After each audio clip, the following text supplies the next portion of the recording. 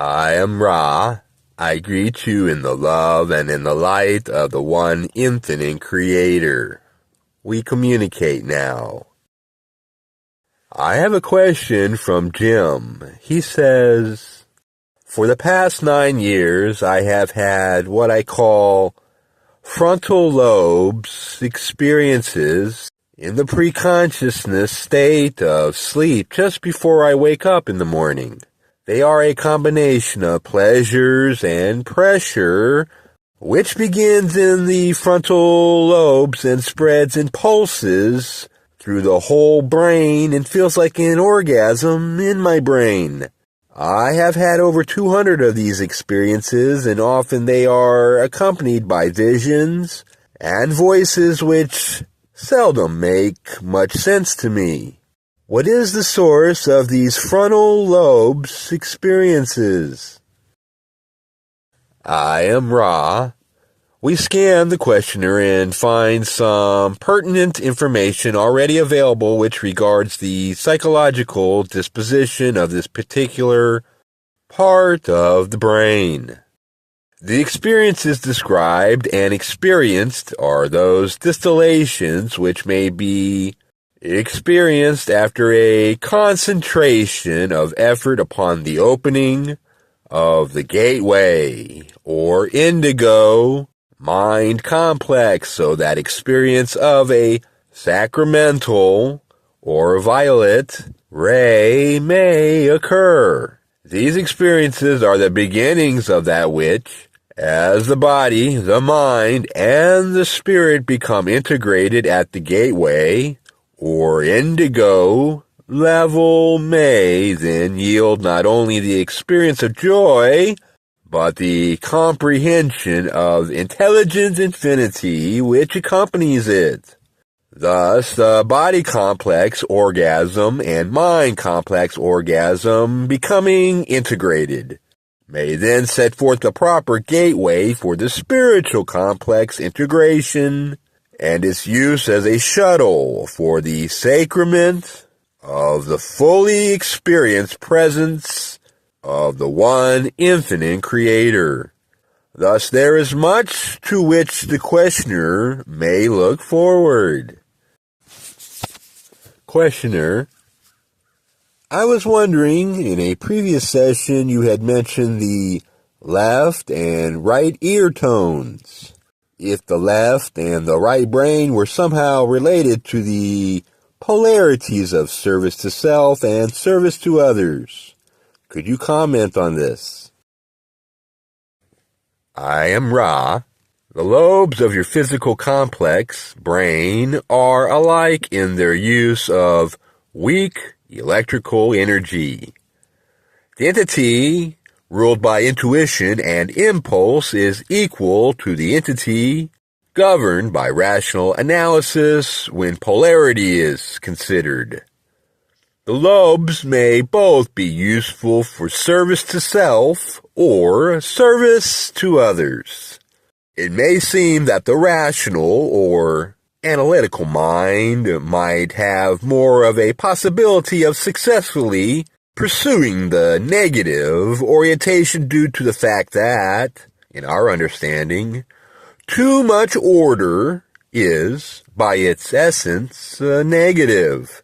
However, the same ability to structure abstract concepts and to analyze experiential data may be the key to rapid positive polarization. It may be said that those whose analytical capacities are predominant have somewhat more to work with in polarizing.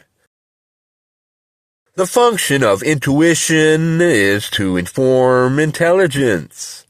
In your illusion, the unbridled predominance of intuition will tend to keep an entity from the greater polarizations due to the vagaries of intuitive perception. As you may see, those two types of brain structures need to be balanced in order that the net sum of Experiential catalysts will be polarization and illumination. For without the acceptance by the rational mind of the worth of the intuitive facility, the creative aspects which aid the illumination will be stifled. There is one correspondence between right and left, and positive and negative. The web of energy which surrounds your bodies contains somewhat complex polarizations. The left area of the head and upper shoulder is most generally seen to be of a negative polarization, whereas the right is a positive polarization, magnetically speaking. This is the case of the tone's meaning for you. The questioner. Questioner, will you expand on the positive and negative magnetic polarizations in general and how it applies to, say, individuals and planets, etc.? I think there is a correlation here, but I'm not sure. I am Ra. It is correct that there is a correlation between the energy field of an entity of your nature and planetary bodies, for all material is constructed by means of the dynamic tension of the magnetic field. The lines of force in both cases may be seen to be much like the interweaving spirals of the braided hair. Thus, positive and negative winds and interweave, forming geometric relationships in the energy fields of both persons, as you would call a mind-body-spirit complex, and planets. The negative pole is the South Pole, or the lower pole. The North, or upper pole, is positive. The crisscrossings of the spiraling energies form primary, secondary, and tertiary energy centers. You are familiar with the primary energy centers of the physical, mental, and spiritual body complex. Secondary points of the crisscrossing of positive and negative center orientation revolve about several of your centers. The yellow ray center may be seen to have secondary energy centers in the elbow, in knee, and in the subtle bodies at a slight spacing from the physical vehicle at points describing diamonds about the entity's navel area surrounding the body. One may examine each of the energy centers for such secondary centers.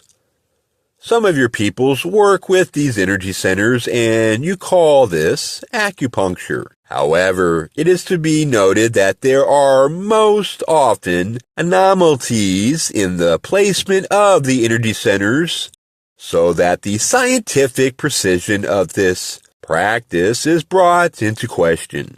Like most scientific attempts at precision, it fails to take into account the unique qualities of each creation. The most important concept to grasp about the energy field is that the lower or negative pole will draw the universal energy into itself from the cosmos. Therefrom, it will move upward to be met and reached and reacted to by the positive, spiraling energy moving downward from within. The measure of an entity's level of ray activity is the locus, wherein the South Pole outer energy has been met by the inner spiraling positive energy. As an entity grows more polarized, this locus will move upwards. This phenomenon has been called by your peoples the Kundalini. However, it may better be thought of as the meeting place of cosmic and inner, shall we say, vibratory understanding. To attempt to raise the locus of this meeting without realizing the metaphysical principles of magnetism upon which this depends is to invite great imbalance. Questioner: what process would be the recommended process of correctly awakening, as they say, the Kundalini, and of what value would that be? I am Ra. The metaphor of the coiled serpent being called upwards is vastly appropriate for consideration by your peoples. This is what you are attempting when you seek. There are, as we have stated, great misapprehensions concerning this metaphor and the nature of pursuing its goal. We must generalize and ask that you grasp the fact that this, in effect, renders far less useful that which we share. However, as each entity is unique, generalities are our lot when communicating for your possible edification. We have two types of energy. We are attempting then, as entities in any true color of this octave, to move the meeting place of inner and outer natures further and further along or upward along the energy centers.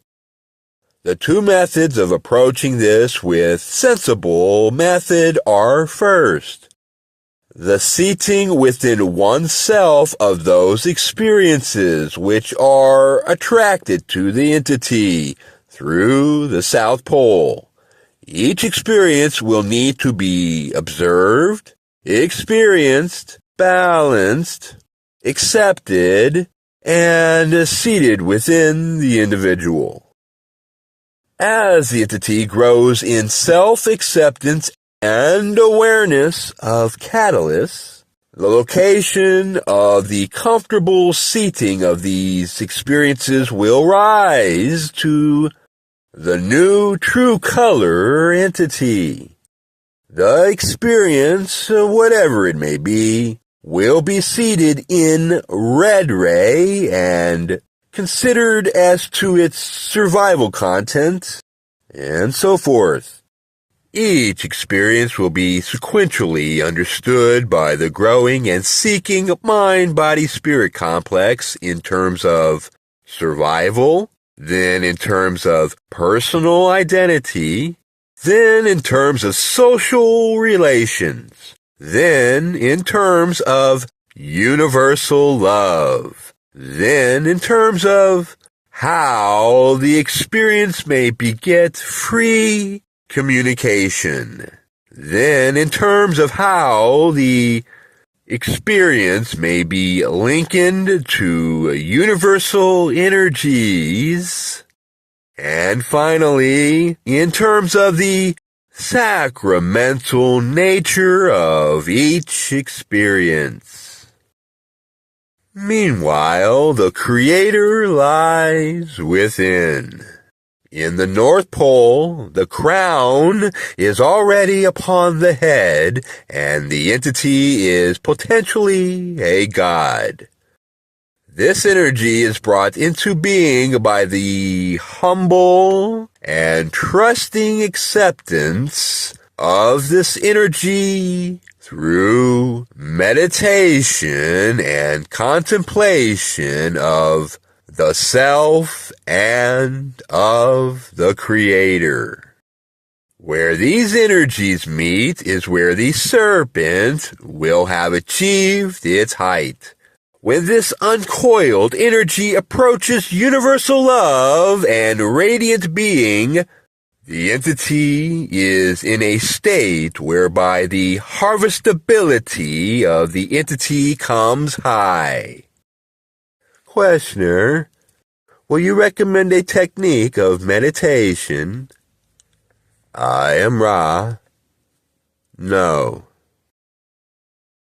Questioner, is it better, or shall I say, does it produce more usable results in meditation to leave the mind, shall I say, as blank as possible, let it run down, so to speak, or is it better to focus in meditation on some object or something for concentration? I am Ra. This shall be the last full query of this work time. Each of the two types of meditation is useful for a particular reason.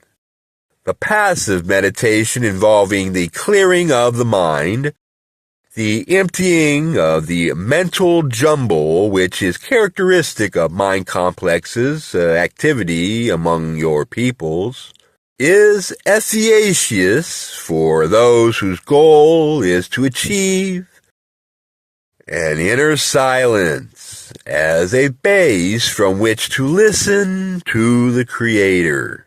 This is a useful and helpful tool, and is by far the more generally useful type of meditation as opposed to contemplation or prayer. The type of meditation, which may be called visualization, has as its goal not that which is contained in the meditation itself. Visualization is the tool of the adept.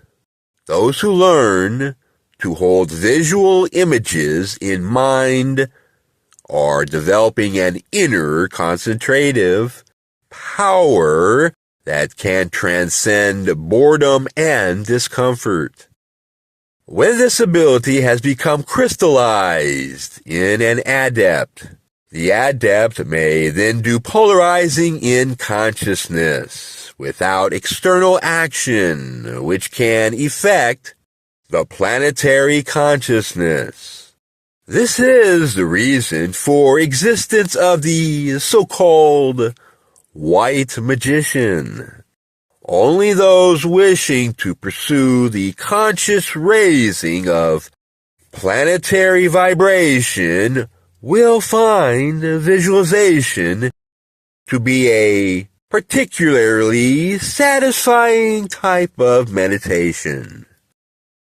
Contemplation, or the consideration in a meditative state of an inspired image or text, is extremely useful also among your peoples. And the facility of will, called praying, is also of a potentially helpful nature. Whether it is indeed a helpful activity depends quite totally upon the intentions and objects of the one who prays. I am Ra, and it has been a pleasure speaking with you. I leave you in the love and in the light of the one infinite Creator.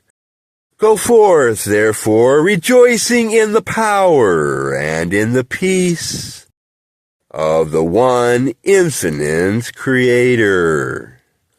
Adonai.